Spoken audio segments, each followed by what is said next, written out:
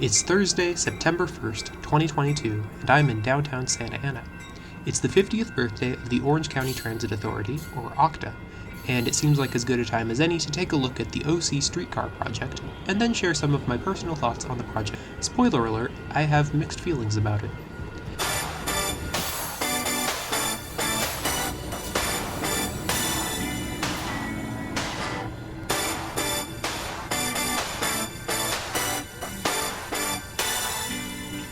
I went out last night. I'm going out tonight again. The streetcar route runs from the Metrolink station to the Harbor Transit Center in Garden Grove on just over 4 miles of Santa Ana Boulevard, 4th Street, and the right-of-way of the old Pacific Electric Interurban's West Santa Ana branch. OCTA expects it to open for business in 2024. Starting out at the station on the corner of Santa Ana and Santiago, there's this yard that I'm guessing will be a streetcar stop and turning loop. Currently, however, it looks like it's mostly being used as a construction staging area.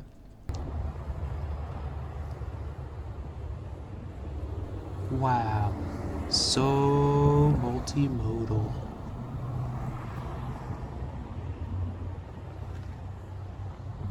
Across Santiago, we can see the start of track work on Santa Ana. This section will be double tracked, but it looks like they're doing one track at a time to reduce impacts on traffic. We can see here the drainage pipes being built into the track bed slabs. I think these are just for drainage of the tracks themselves, but I could be wrong. Maybe some of them are for city plumbing.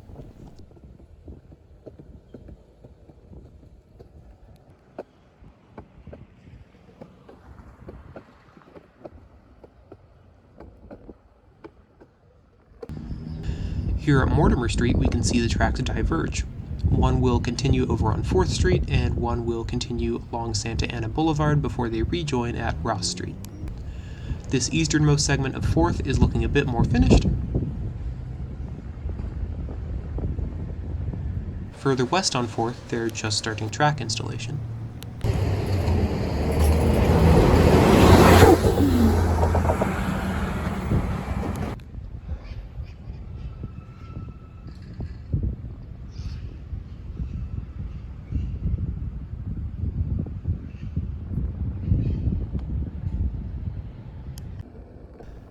Heading west on Santa Ana, approaching Ross, we can see where the tracks rejoin in this Civic Center area.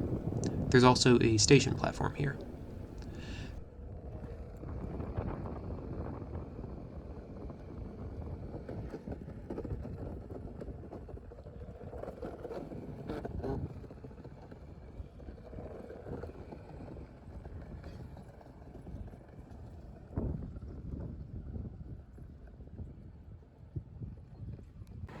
Further west on Santa Ana at Bristol Street, the double tracking is looking pretty close to complete, and they're mostly resurfacing the road around it now. On the other side of Bristol, there's a station platform being built on either side of the road.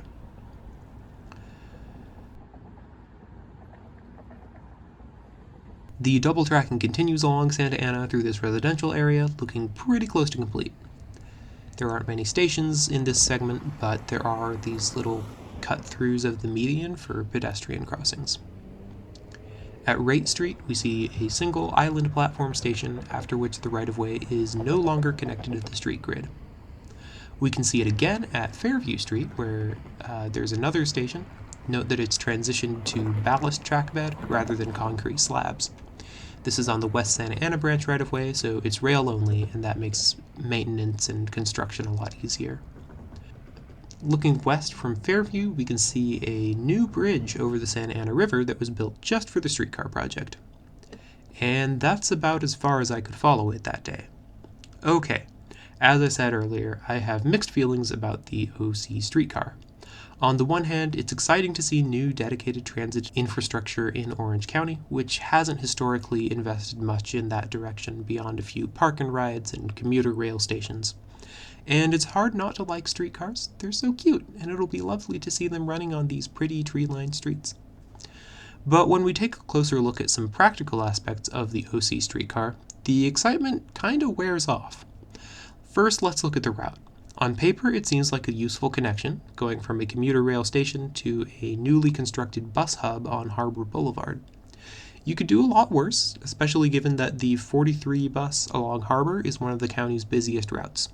However, there currently isn't a bus route directly connecting these places, so we don't have much of an idea of how much demand there is for a fixed guideway link between them. One was studied as part of the Transportation System Management Alternative required for the streetcar's environmental impact report, along with a downtown circulator bus route, but the report's predictions about this alternative never got a chance to gather real-world data. So we have a costly build alternative being pursued for a route that doesn't have any real-world ridership data.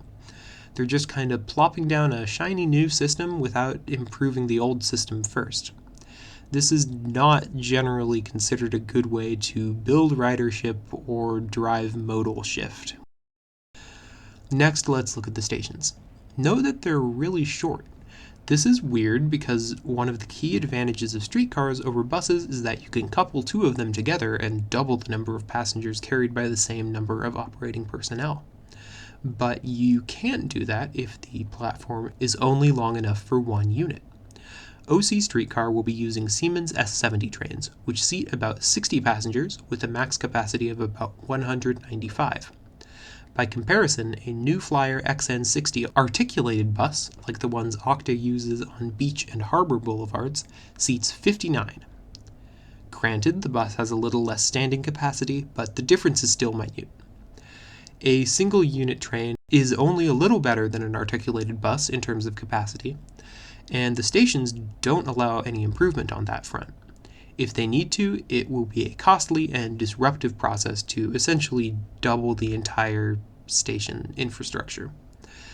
In 2015, Okta projected that the streetcar would get between 6,000 and 7,300 riders per day, and the way they're building it won't allow for any more capacity if they need it. For reference, that's just marginally more riders than the 3.8-mile Seattle streetcar. Let's zoom out a bit because this project gets worse from the perspective of regional connectivity. About half the length of the OC streetcar route is on the right-of-way of the long-disused West Santa Ana branch of the Pacific Electric Interurban Railway. A little further northwest on the same right-of-way, LA Metro is planning a light rail line connecting Artesia, Cerritos, Bellflower, Paramount, and Southgate with downtown LA. Eventually, extending this line to Santa Ana, or somewhere in that area, seems like a natural choice. That's where the Pacific Electric went, and that's where the oldest development follows. If you've ever driven on the 5 between LA and Santa Ana, as I have for so many hours, you can probably imagine the impact of high-frequency, high-capacity rail transit connection along this corridor. Extension into Orange County was eliminated from Metro's WSAB study in 2018 due to, and I quote, lack of support from stakeholders. But if that were to change, the extension physically couldn't go past Garden Grove, at least not without finding a much costlier alignment. So by building the streetcar, Orange County is blocking a possible connection to LA that could help a huge amount of riders, not just for current commuters beating traffic, but also transit-dependent people gaining access to jobs they wouldn't otherwise be able to commute to. I'm not exactly here to sing the praises of the Metro WSAB project either. The environmental report process for this line started in 2017 and isn't expected to be completed until 2024. That's an 8-year EIR process in total. It's not exactly the pinnacle of project management, but at least it will actually provide useful connections when it eventually gets done. OC Streetcar seems like it's not so much a connection as it is an amenity for one neighborhood, which isn't bad in and of itself, but when a transit agency is pouring hundreds of millions of dollars into that at the expense of connections that would serve way more people, that's not great. If we wanted to leave the WSAB corridor open to future projects, what else could Okta have done with the estimated $400 million used for this streetcar? I think bus rapid transit would have been a much better use of those resources. Improving bus stop amenities, trip times, and wayfinding on high-traffic bus routes could have done so much for so many more people than the streetcar will. By comparison, the Tempo BRT line in Oakland is 9.5 miles long and only cost $232 million. Let me digress for a second. I grew up just across the county border in the suburban outer ring of the LA gateway cities. I've often taken Okta buses to places in Cypress, Buena Park, and Anaheim over the years. The Okta I experienced is an unpretentious but dependable bus system. Not fast or especially frequent, but always there for you on every major arterial street of the sprawling grid that makes up Orange County. This Okta serves ordinary people of every kind, of all backgrounds and walks of life. In a county known for big highways, tourism, and Sunbelt wealth and glamour, the humble Okta bus carries the young and the old, the students and the workers, and anyone who can't drive at the moment. The people who form the complex and diverse communities that make up the vast majority of Orange County. And that's not what I see looking around the streetcar tracks. I'm not super familiar with the area, but downtown Santa Ana seems like it's mostly composed of parking garages and under-construction luxury apartments. It's marketing itself hard as a tourist destination. The streetcar's branding promotes tourism-centric local businesses. I don't get the sense that this corridor will be hugely useful to everyday people across the area. The OC streetcar follows in the footsteps of a dozen or so cities that built short streetcar lines in gentrifying downtown areas using federal grant money following the 2008 recession. It's far from the least useful of the modern streetcars in Atlanta, but that's a low bar. If you haven't already, I would highly recommend watching Big Mood Energy's video about the failures and successes of modern streetcars. She does a great overview of the history of this trend and how they work and how they often don't work. I'll link it in the description. LA County has built 105 miles of rail transit in the last 42 years. San Diego County has built 65 miles of trolley lines in the same span of time. Orange County, in its 50 years with Okta, still has no rail transit. Not even a dedicated bus lane, despite some decent plans being laid out back in the 90s and promptly canceled due to lack of support from OC's congresspeople.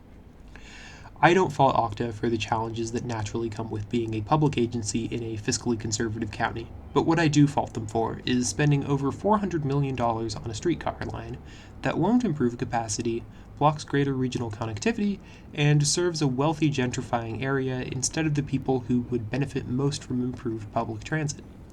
It makes me wonder something we should all think about a bit more often. Is this infrastructure being built to connect or built to divide?